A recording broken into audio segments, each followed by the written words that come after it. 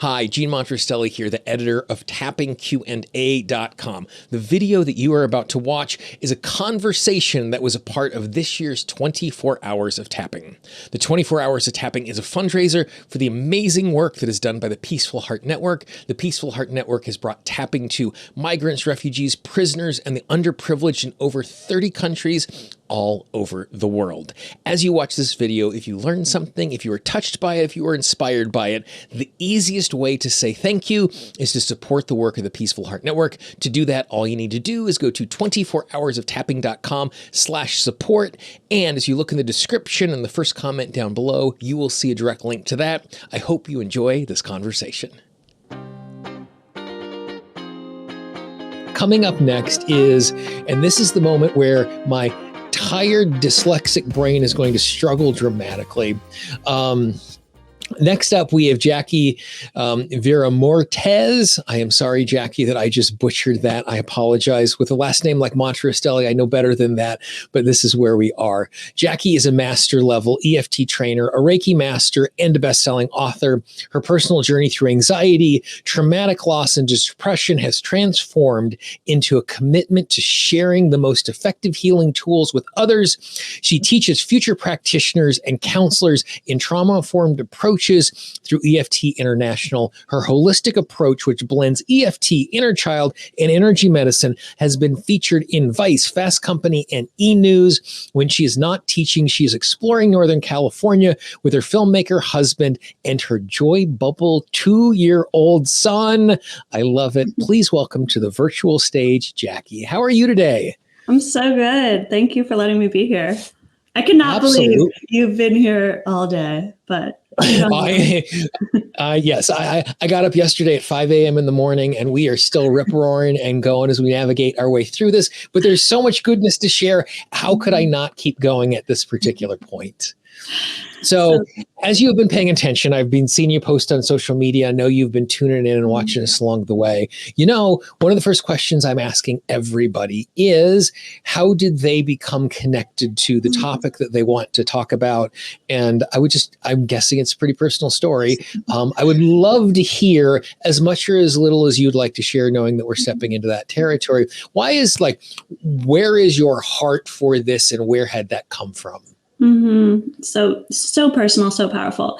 The story could start, at 9 years old, but obviously I have a 2.5-year-old now. I just gave him some pasta, but I'm someone who I deeply care about postpartum depression and anxiety because one, I'm someone who had a history of anxiety and depression since I was about 7 years old. So when I was preparing for my own birth, I was doing everything possible to avoid this scary monster of PPD. Yeah. And I have all the tools. Like, I'm a trainer. I've been doing EFT since I was 22. I've been doing energy work since I was 10.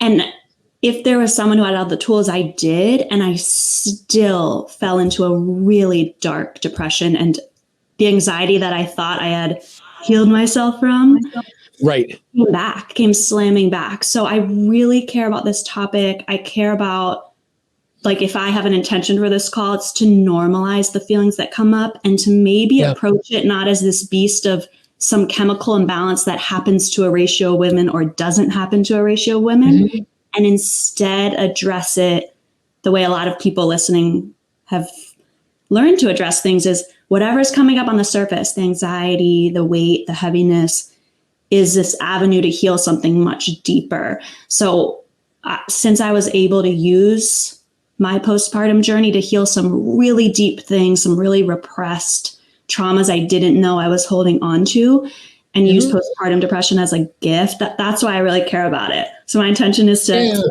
give people some tools around that. Yeah.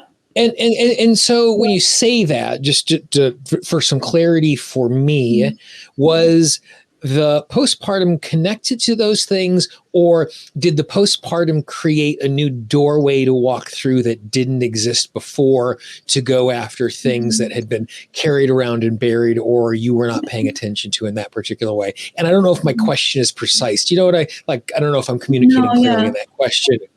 I love the wording of, is it a doorway into something new? Sometimes I think about it like this, where you can only work on so much of your trust issues, and then you have to be in a relationship, and then a new layer of the trust issues come up. Right. It's like I can only work on so much of my trust, my trust in God, my trust in myself.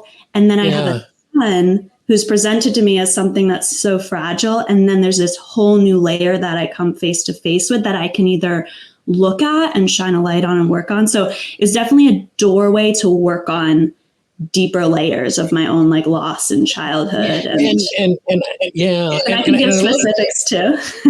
No. And what I love about that is this idea where we're looking, and this is something for me, like as you know, working on my own stuff, working with my clients, teaching, that's really been rattling around in my head a lot for the last 18 months is this idea of context and how context is an actor. Like they always joke, New York City is the character in the movie.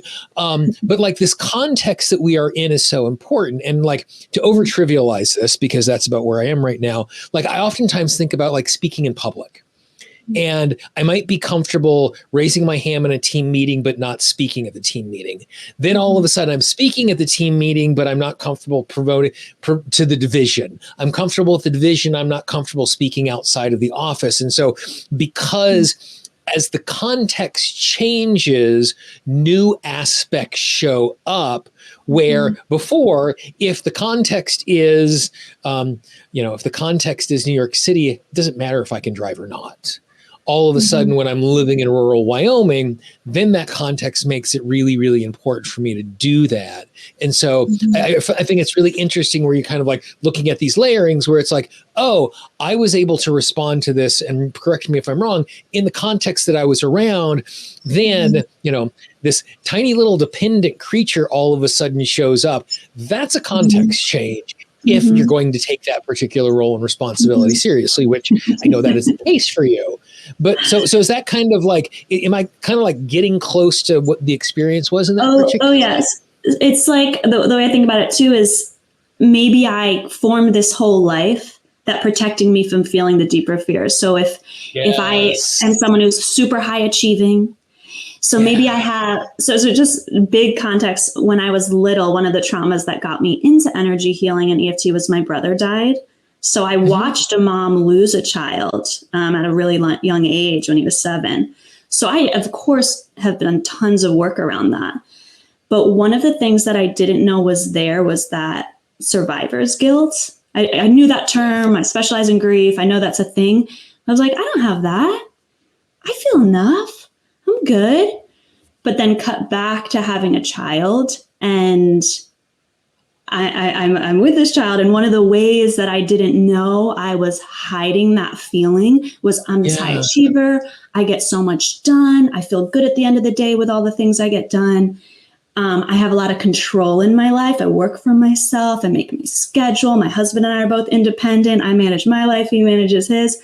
And then anyone who has a kid knows you lose a lot of your control. Right. If you get to the end of the day as a parent and you've showered or maybe emptied the dishwasher, that's like the 2 achievements. So all that self-worth I was finding, and a lot of high achieving moms struggle with postpartum depression because all that ways you've built up your worth that you thought was true and solid was actually, I was giving my power to my achievements and giving my power to my productivity. And then my son took that away from me. So I could, if I wasn't a self-aware person, I'd be like, I'm just depressed. But since I was using the tools and going, what is this? I'm like, whoa, I've given all my power to my productivity. And now who am I? I'm not getting anything done. I'm not able to see clients. My to-do list is just nothing. So that was one of those contexts of having my son there. I'm like, well, I have to rebuild my self-worth. I don't even know how that relates back to survival guilt, but it did. There was a session there. I mean, the connection actually is really, really like because there's 2 parts of it here. One is there is the context that exists because we exist in the world in a moment in time, in a location, in a family, and that sort of stuff. So part of the context is something that is outside of your control. So in a circumstance where you have a sibling who has a tragedy like that. The other part of the context is the context that we manufacture. One of the things things that, I think about, like, and this is something that is truer with each passing year, is I like being really, really competent. And I become more and more lopsided with each passing year, because the thing that is growing in competency is the thing that I am already competent at. And if you give me a choice between something I'm incompetent at and competent at, I'm going to choose the competent thing. And I'm like, you don't have to tell me what the context is and what we're doing. It's like, you can be bad at something or you can be good at something. Let me be good at that thing. And even if that means I'm dressing up like Chuck E. Cheese and I'm doing the cartwheels, great. I'm good at the thing. I want to be good at the thing. And so you're in a circumstance where there are these things, I'm guessing, because as you were talking about the ratio and the biochemistry and that sort of stuff. So there's part of it that is not in your control because it is the environment that you live in. And the other part is what you do control, where you and your husband built a really specific life, which all of a sudden our fun little bubble boy doesn't necessarily, he didn't get the memo. To validate all our strengths. Yeah, didn't get the memo inside of that. So, I'm trying to be a high achiever over here. There's no way to be a perfect mom. You're destroying my self-esteem. It's so hard to Instagram all of this right now. Could you please behave better as we're navigating this? I remember telling my practitioner, I don't know what I'm doing that's making him still wake up at night. There's all these moms or their kids sleeping through the night by 10 weeks old. She's like, or he's just a baby. And it's simple, but it's this mirror of my son needs me. And there's that wounded part that says he needs me. That means I must not be filling his needs versus, oh, let me just show up for him. So it's like every time you feel that anxiety, for me, a lot of the postpartum anxiety is, am I doing it right? Right. I think we're both recovering perfectionists, probably, Jane, but am I doing it right? So it's not like, am I nursing him enough? It's like, am I doing it right? Is there something I'm doing wrong? So it's this opportunity to, if you're going to be a mindful parent, like a conscious parenting, how is his need? He's still not satisfied with the food. Something's still upsetting him. He's not able to fall asleep. How can I just meet that need instead of making it personal? And I feel like that's something that wasn't expressed to me when I was a pregnant mom. It's either you have the imbalance or you don't. And it's more like, or it's this beautiful opportunity to go, stop making your child's needs personal and instead be like, deal with whatever that wound is. Like for me, it's like, why do you feel like you're doing something wrong that he's upset?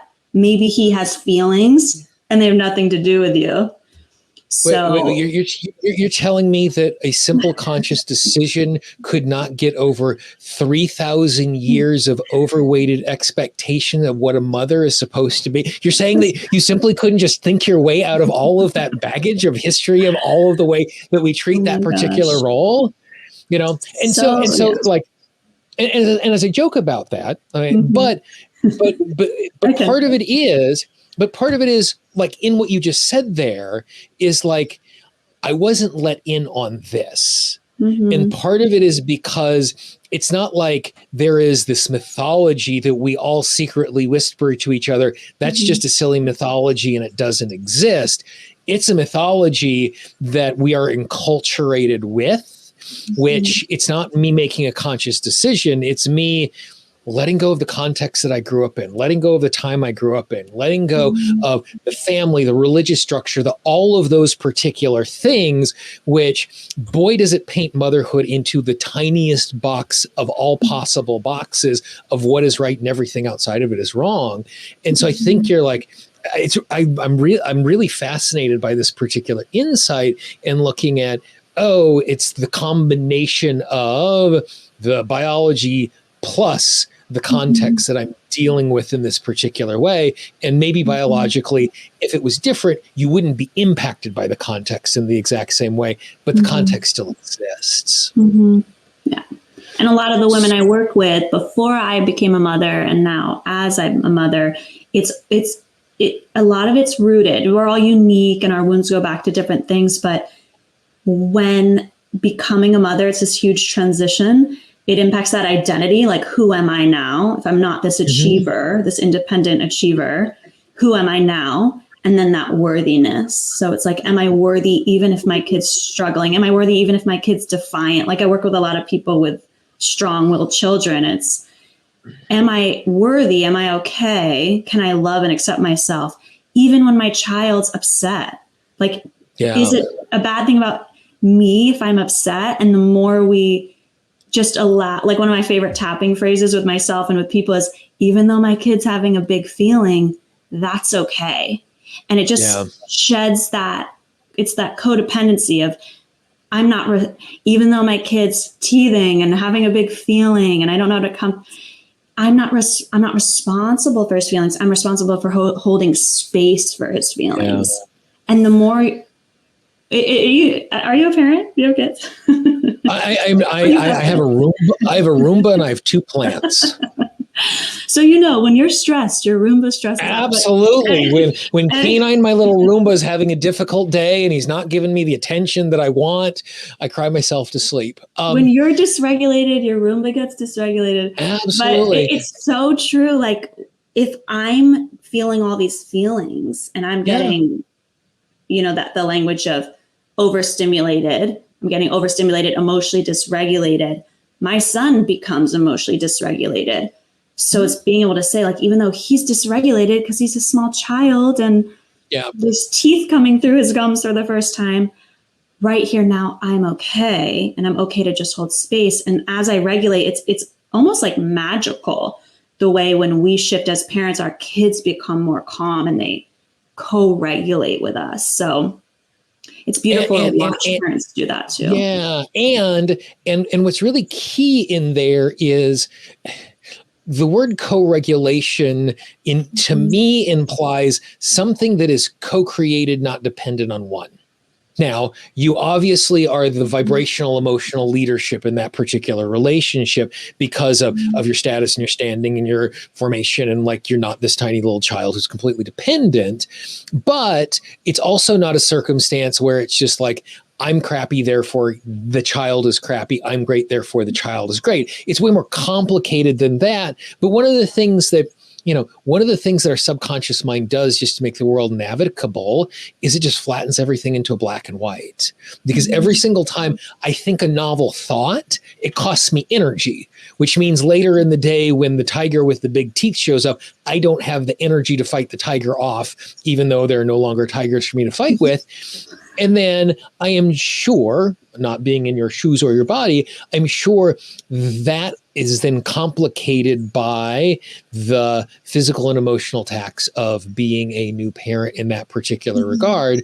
So you're now in a circumstance where it's compounded again by like doing simple things, making sure the child is not dying, costs you a great deal of energy so that it makes it so much harder for you to be able to manage those things in a thoughtful way. And so it makes sense that your subconscious mind would say something like, it is your fault. You are doing this bad, because the subconscious mind has this very tenuous cause and effect relationship between those two things that it just turns into gospel truth. Yeah. And like so then, people who, oh, go on. No, please. I'd love to hear what you're saying.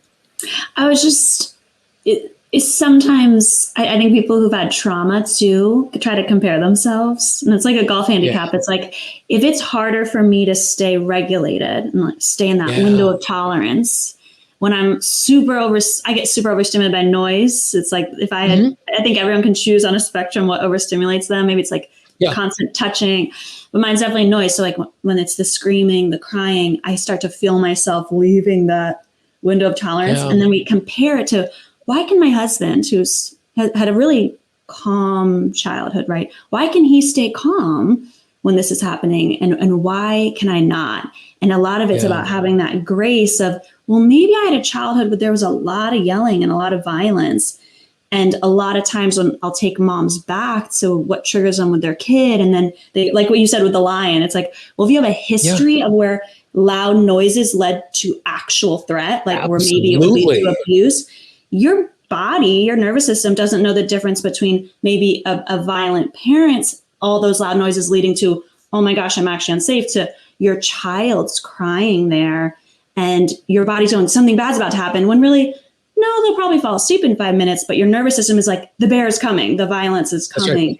So it's like it's so true what you're saying. It's retraining. It's like, okay, even though this is upsetting to me right here now, okay, it's different than my past. And that's where that deep EFT work comes in, where you got to ask yourself, like, what is this reminding me of? And a lot of times it goes back to those moments in childhood where you feel like you didn't have control.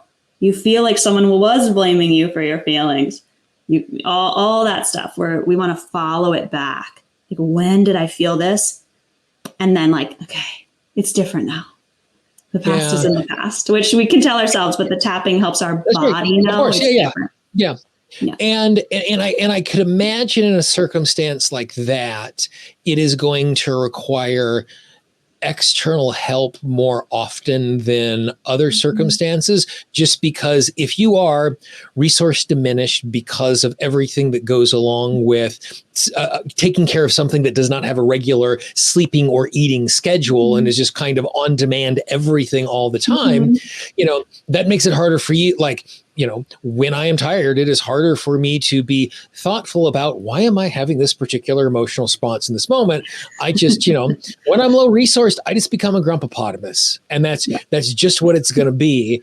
And so being in a so when you are working with mothers navigating this, or you're working with families as they are navigating this, like, where in the process are you interfacing, being helpful at all of the steps? Because, you'd mentioned like, well, no one told me this particular thing when this was happening.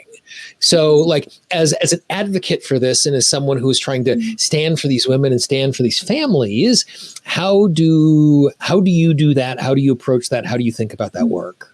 Totally. The first thing, like old beginner practitioner me would go right to, what's this reminding you of? When's the first time you felt this extreme anxiety? Right. But it's for like, there's 3 tiers that I think about it. One is that emotional regulation, just normalizing.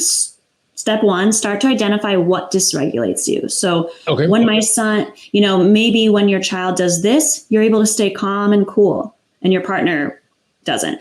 So what actually dysregulates you, and then just acknowledging it and then moving to one of your tools. So it could be just breathing. Like, one of my favorite things to teach moms is just breathe in and find the body. I call it body sensation tapping. Just find that tightness in your stomach or throat, and you can just rub the sore spot, or just slow your exhales down, right? Inhales, increase our heart rate, exhales, slow them down. So just have like 3 tools and go to that, so you can start to catch it and regulate yourself.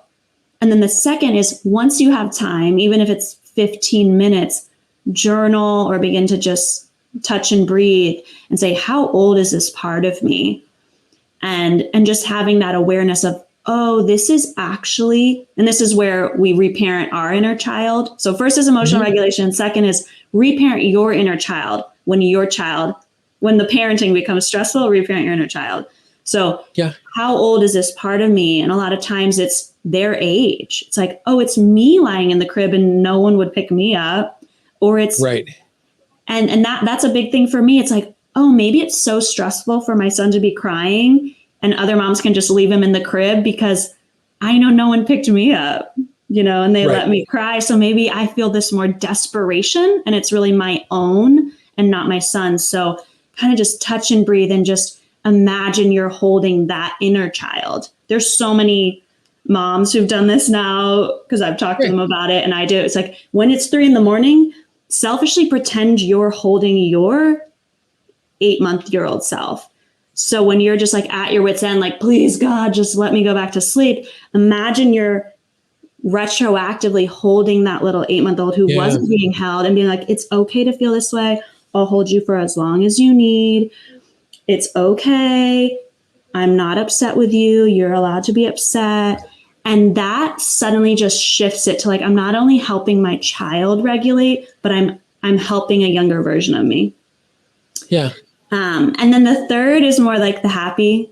It's not happy tapping, but actively cultivating the feelings you want. Because what you said is so true. Like, sometimes you just can't do the deep work. Sometimes you can't just be mindful. It's like, how do you want to feel? How would your best self show up? And I do a lot of bilateral tapping. So I'm sure other people have talked about this, but the bilateral, for people who don't know, is when you do left, right. And we actually, funny enough, 31 presentations into this particular weekend, we have not touched on bilateral tapping. So I'd love for you to share with some of us that. Yeah. All right. Well, just, when you just tap normally, it's a lot of releasing. It's great. But anyone who's done EMDR, so you're looking left, right, or you're tapping left, right. Whenever you activate the right side, you're activating the left hemisphere of the brain, left, right hemisphere of the brain. So that's great for releasing trauma, but it's also so great to amplify desired feelings. So a tool I'll give moms is even just like squeezing their palms. So just like go, if you're on, I do this all the time, like on a stroller, you just like go right, left. And first you call to mind maybe a situation where you do feel really safe, where you feel really good about yourself. It could be with the group of your girlfriends, whatever. Once you get a sense of that version of yourself, you just start doing the right, left, right, left, just for like 5 breaths. And it just helps activate all that emotional sensory center of the brain. And then that logical, analytical side that says like, yeah, this is actually more helpful to operate from this side. And it can amplify it. And then you take a break and do it again. So you do like 7 rounds of that. There's a great book called Tapping In. She's an EMDR specialist, and she's all about just amplifying those positive resources in your body, especially for people with trauma. So I love that. And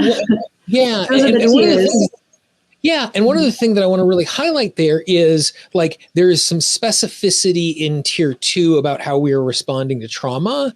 But like for me, one of the kind of internal reorganizations for me is I now think of tapping as a tool, not as an approach. And what you've done here is you have named 3 distinct approaches that involve a tool where I'm physically thumping on my body. Yeah. And by doing that, it does a couple of things as I hear you talk about this. Yeah. Number 1, it makes sure we're doing the work in the order that is most useful in doing that. I'm down regulating before I am worrying about clearing trauma. I'm regulated, but I don't have time to dive in. So I'm going to do something where I'm amplifying the goodness. So like you're giving yourself the ability to have context. The second thing it does, in addition to like getting things in the right order, it then also creates realistic expectations when I'm tapping on that thing. When I'm tapping on overwhelm in the middle of the day, I am not trying to do anything with my inner child. I am trying to get my to-do list done. And on Wednesday evening, when I talk to my practitioner, awesome, we're going to take some notes and we're going to go there then. So what it does is it like, one of the things that rings through in my head and all the work that I do is happiness is outcome divided by expectation. Oh, I like that. If I did 6 things today, is that a good day or a bad day? Well, it depends. If I expected to do 4, it was awesome. If I expected to do 8, it was a failure, but it was the exact same amount of stuff. And so when you're in a circumstance like this, where you are naming why I'm doing it, it creates just some really gentle guardrails to go, when you are making mushy peas, you're not thinking about this needs to be a Michelin-star meal. You're making mushy peas, because you understand the context of what is going on. And then the third thing is you have described it perfectly for a person in your particular circumstance. And I think that is an awesome framework and roadmap for transformation for any of us, wherever we are. Like the middle piece of it, I think the piece that would be varying from person to person is, what does that dealing with the trauma piece look like? And that depends on what we're trying to transform and who we are and that sort of stuff. But I think that is such a clear, elegant framework to say, hey, this is how you can think about transformation.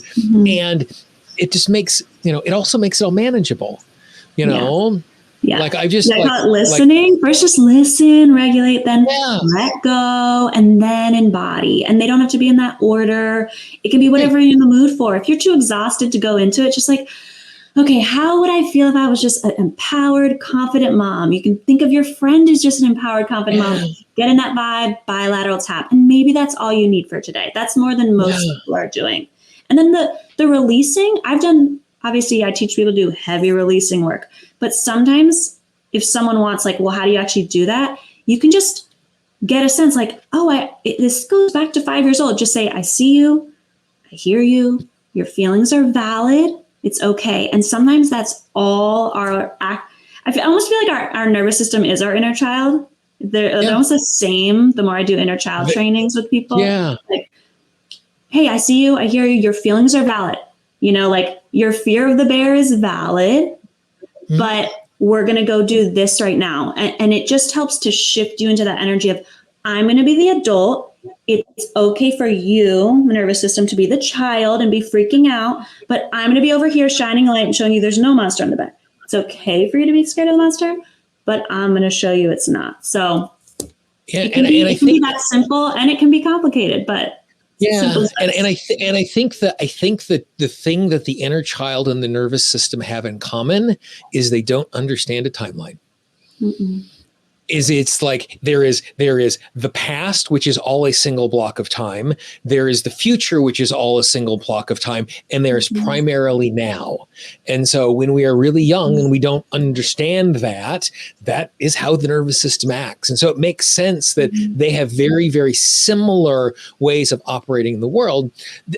The other thing that I love is like there is, I don't know if tyranny is the right word, but there is the tyranny of the toolbox. And it's really easy in the transformational space to become a method collector. And, I got my pockets and I got my bandolero and I got a backpack and I got a hat and I could tap, or I could do MDR, or I could do hypnosis, or, I could go take mushrooms. Like I have these 87 million ways of doing something. And the more choices we have, the less likely we are to be satisfied because of that very specific internal sense of FOMO that experiences. It's not just a clever little hashtag. Like there's part of it that exists inside of that. And so the other thing that I think is so beautiful and elegant about what you're talking about is you're making the choice really, really simple. You're not saying you could do A or B or C or D or E or F or G or X, Y. Like it's just like, this is the circumstance we go here. This is the circumstance we go here. This is the circumstance we go here. Yeah. And when we are struggling in a place where we are low resource, when we're struggling, when we are getting out of that zone of regulation, boy, a zone of tolerance, boy, does it make it so much easier when I don't have lots of choices. Yeah. There's like 3 questions I always use. I even have it on a notepad on my clipboard, but just to help people, you can just ask, like, do I just need to listen to my body right now? Like, does my body need something? And then you can just regulate. Or do I need to let something go? And sometimes be like, let go that your partner didn't put him down for a nap the way you want it. Or it's, do I need to embody something new? And you're so wise. Like our inner wisdom's so wise. It'll be like, I just need to embody some flexibility here. Or sometimes it's like, you need to let go of the belief that you're not doing enough and just, do I need anything? Do I need to let something go? Or do I need to embody something new? And people, when I train them, they're always like, yeah, I know exactly what I need. And it can just be the awareness of it. Be good. Yeah. And as you say that and you say on a note card or a notepad, I'm thinking forearm tattoo. Because it is unlikely.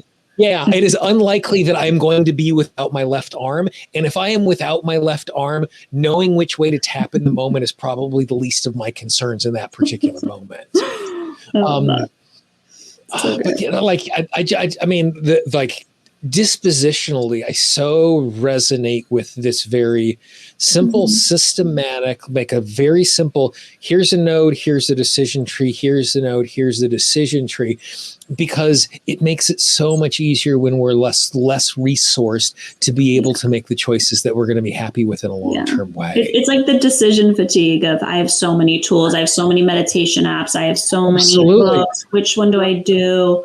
And it's like, if we're talking about inner child, but it's echoing. Am I echoing with you? Nope, you're all good. Whenever I go back with someone or teach them to do inner child work with others, I have them ask their inner child that. It's like, what do you need, honey?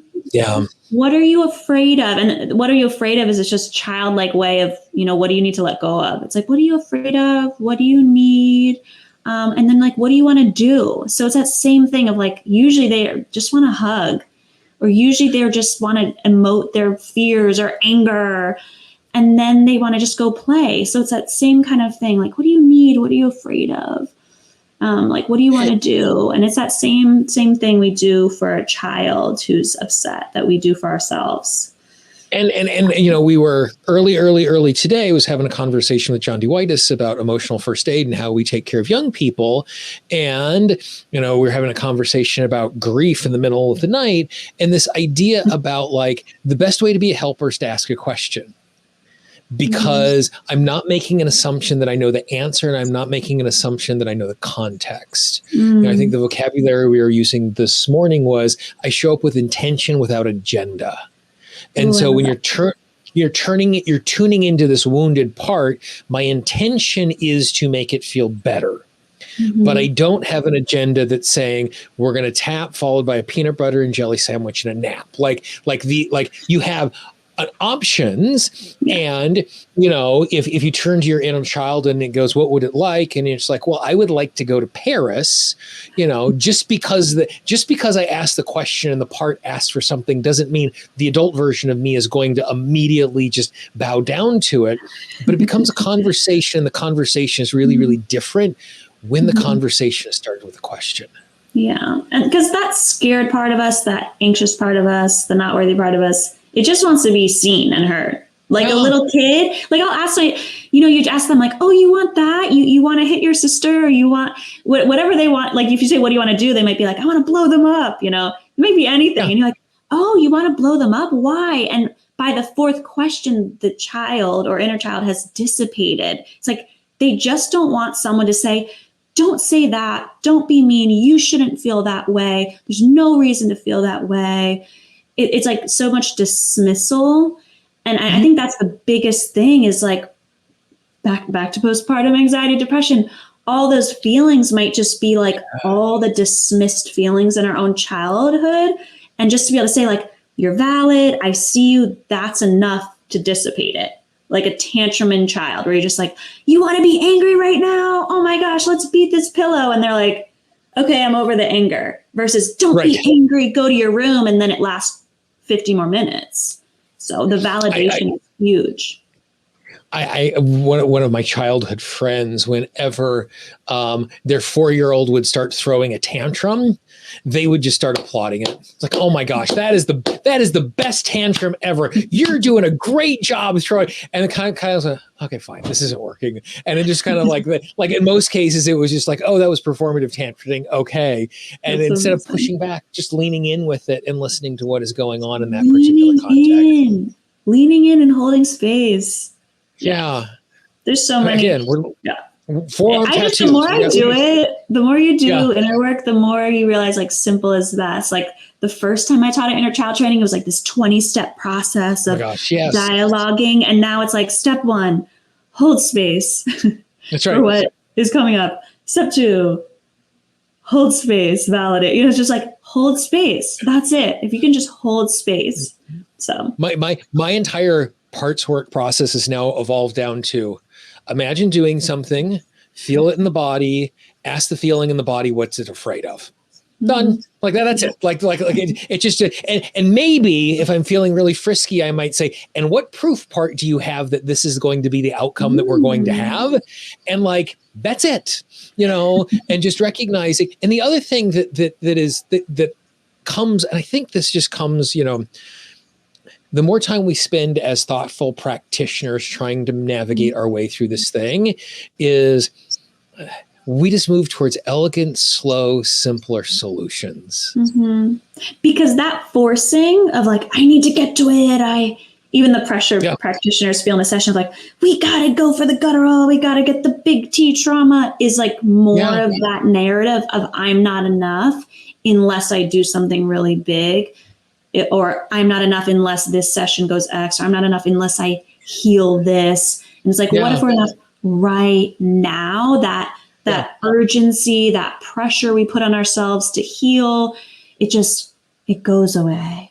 Which I think was one of the things I initially wrote to you as something that was super important for me was how beautiful in postpartum season to bring that acceptance. Like, even though I have so much to work on, like, maybe I can be gentle with myself. And it's like so much of postpartum is the shame of, I should be so joyful. I have this joyful kid and I'm miserable. And just being like, I feel miserable and maybe that's okay. I'm having these feelings and maybe that's okay. Maybe I can accept myself, and really addressing the shame is so key, I think, especially for moms who have all that pressure to feel some kind of way, achieve some kind of thing, have the Instagrammable birthday cake. It goes from surface to deep, is bringing that deep acceptance of just where we are. And I wonder if part of it is, again, this idea of expectation of timeline. Like, if you told me, okay, I want you to feel better in 12 days, or I want you to feel better by dinner, like, and like, if it's about me feeling better, dinner and 12 days are both arbitrary in some particular way. And I have decided that I need to be doing it now. Therefore, I have to press. Where if I'm in a circumstance where I just expand my timeline just a little bit, like when things are going really, really slowly, the dumb joke I'll say is, well, in comparison to the length of the time the universe has existed, it's not actually that big of a deal that dinner is 15 minutes late. But when I'm really, really hungry, 15 minutes late is a really, really big deal. And so there's this expectancy and this desire that comes inside of that. And so I think that's the other thing that's changed for me as a practitioner, is I'm just so okay going slow. Yeah. Deliberate, directed, with intent, doing real work. But speed is no longer one of the things that is a metric that I use when I'm evaluating the way I work with myself and the way I work with my clients. So beautiful. Yeah. Awesome. Well, Jackie, go ahead. No, it's just big. It's a statement to yourself. It's like, I'm okay right now. If I never change, if I never grow, if I never release another thing, I'm still gonna be at peace with myself. And it's huge. And that's a lifelong journey. It is. And that's what I was about to say, is like, what you have done so succinctly is you have taken something from a very specific micro experience, but the frameworks you have created, the thoughts that you have created, the approach that you have created exists on a macro level with almost anything inside of the human experience. You just found your way through it through something that is super, super intense and is more than likely going to be difficult, that has all of this cultural baggage. But I'm going to beg, borrow, and steal multiple things that we have talked about in the last 40 minutes. Like, it's just, I mean, it's just, I love the way you think about transformation. Like, it's just beautiful and elegant. So it's a survival skill sometimes, but thank you. It is. And some of the best skills that we have come out of necessity initially, and then we sharpen them and we refine them so that we can use them when they're useful in all sorts of settings. And so there are, probably hundreds of millions of women who have figured out the stuff that you have figured out in their own life. But what you've done here is you have made the implicit explicit, so it's useful for the community that you are serving. And that's a real gift. So thank you, Jackie, I really appreciate you sharing all that with us today. Thank you so much. It's so good to be here. And I'm just so impressed that you're still like awake, making very articulate sentences. I am glad that I have been able to fool you. And what is coming up next is, so the reason why I'm able to be coherent in this particular moment, in 4.5 minutes, I'm going to be talking to Brad Yates. I'm going to drop a quarter in the jukebox and I'm just going to lean back and he's going to take care of me for the next 35 minutes, because that's the way Brad and I work. Absolutely. So awesome. Jackie, thank you very much for your time. I really appreciate it. Thank you so much. I'll be watching Brad's, and have a beautiful rest this evening. And I hope it is coming very, very soon. Awesomeness. Okay. If you found this interview inspiring, I would encourage you to support the Peaceful Heart Network by going to 24hoursoftapping.com/support or clicking the link in the description. And you will see on the screen right now a playlist to all of the interviews from this year's and last year's 24 Hours of Tapping. I hope you enjoy those as well.